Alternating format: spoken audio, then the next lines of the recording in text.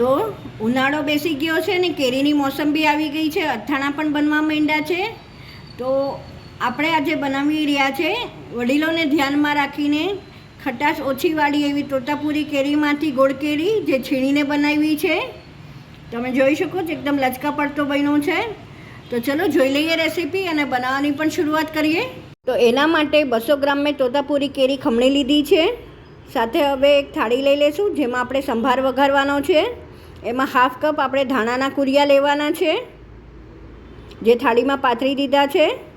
સાથે જ 1/4 કપ ઉપર 1 ટેબલ સ્પૂન એટલા મેં રાઈના કુરિયા લીધા છે, એ પણ આપણે પાથરી દઈશું. સાથે હવે 1/4 કપ મેથીના કુરિયા લેશું. તમારે ઓછા લેવા હોય તો તમે લઈ શકો છો, પણ આ માપ મને બરાબર લાગે છે. તો હવે આપણે વરિયાળી લીધી છે, લખનવી લીધી છે મેં 2 ટીસ્પૂન.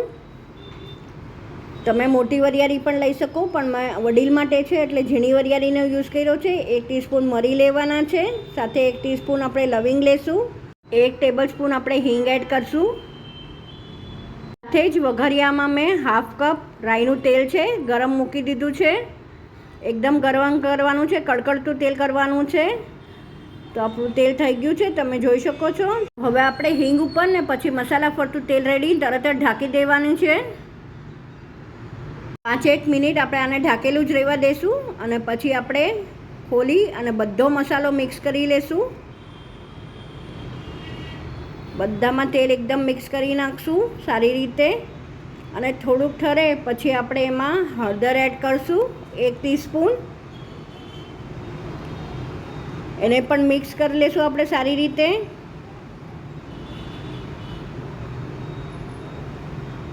તો હવે આપણે કડાઈ લઈ લઈશું. એની અંદર આપણે 100 ગ્રામ ખાંડ એડ કરવાની છે. સાથે જ એમાં આપણે 1/4 કપ પાણી એડ કરશું અને સાથે જ મિક્સ કરીને અધકચરી આપણી ખાંડ ગળે એટલે આપણે 100 ગ્રામ ગોળ એડ કરી દેવાનો છે. પાણી નાખવાથી આપણે કેરીની છીણ છે એ બાફવાની નથી, પાણીના કારણે એમાં જ બફાઈ જશે અને ચાસણી પણ ચડી જશે. તો આપણો ગોળ મેલ્ટ થવા માંડ્યો છે. તો આપણે 200 ગ્રામ કેરીની છીણ છે એડ કરી દઈશું અને એને મિક્સ કરી લઈશું, જેથી પાણીના કારણે કેરીનું પાણી અને ચાસણીમાં પાણી છે બેવના કારણે સરસ રીતે મિક્સ બી થઈ જશે અને બફાઈ પણ જશે સારી રીતે. અને બહુ ચાસણી નથી લેવાની હોતી, આપણે દબાવતા જશું ગોળને અને મેલ્ટ કરતા જશું. તમે જોઈ શકો છો હળવું હળવું થવા માંડ્યું છે, એકદમ જ ઢીલું થઈ ગયું છે. આવી રીતે જ પછી ઘટ પણ થઈ જશે ધીરે ધીરે. તમે જોઈ શકો ટ્રાન્સપરન્ટ થઈ ગઈ છે આપણી કેરી, બફાઈ ગઈ છે અને 15 થી 20 મિનિટ લાગે છે ટોટલ કેરીને બફાતા. તો આને આપણે ઘટ ચાસણી થવા દઈએ ઘડીક વાર અને ત્યાં સુધીમાં સંભારો ચેક કરી લઈએ, જેની અંદર મેં 2 ટેબલ સ્પૂન શેકેલું મીઠું નાખ્યું છે. સાથે જ એમાં આપણે હવે 1/4 કપ લાલ મરચું કાશ્મીરી આવે છે એ એડ કરવાનું છે અને બધું જ એક રસ કરી દેવાનું, બધું મિક્સ કરી લેવાનું છે એકદમ સરસ રીતે. આપણું સરસ બધું મિક્સ થઈ ગયું છે, તમે જોઈ શકો છો. તો રેડી છે આપણો સંભારો. આ સંભારો આપણે સ્ટોર કરશું. અત્યારના ખાલી આપણે 1/4 કપનો જ યુઝ કરવાનો છે. આ જ સંભારામાં હું બીજી રેસીપી અથાણાની શેર કરવાની છું આગળ.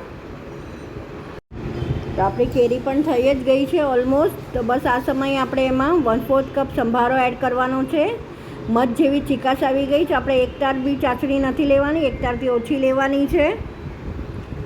મિક્સ કરી લઈએ અને હવે આપણે એમાં સંભારો એડ કરી દઈશું.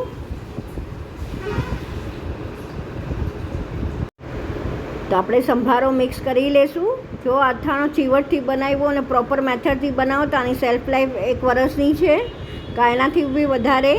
આ અથાણાનો પ્લસ પોઈન્ટ એ બી છે કે આપણે જેમ ગોળ કેરીને કરતાં ઘણીવાર એવું થાય છે કે ગોળની ચાસણી નીચે બેસી જતી હોય છે, પણ આમાં બધું એકસાથે જ રહી છે ગોળ કેરી અને બહુ ટેસ્ટી લાગે છે.